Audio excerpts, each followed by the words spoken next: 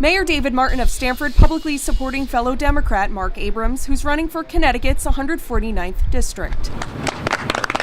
Martin endorsed the candidate for state representative Thursday. The mayor lives in the district Abrams hopes to represent. Although I believe that our representative means very well, the reality is that I'm not always certain that her interests align exactly with Stamford interests. A businessman from Greenwich, Abrams is challenging incumbent Republican Livvy Floren. It's his first run for state office. My opponent voted against minimum wage. She voted against paid sick leave.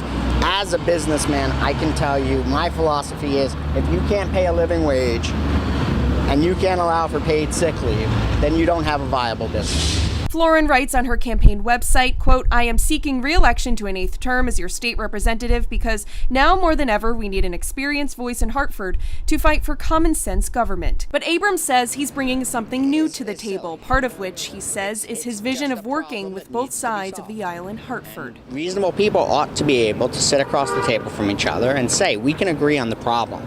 Now let's figure out the solution or the path to the solution, and that's much more of the approach I will take. He says that outlook will help render plans for solutions to issues like transportation. It's not simply about repairing bridges and roads and the highways. That's necessary, but that doesn't take you to the next level. Election Day is November 4th. I'm Christina Chiarelli for It's Relevant News.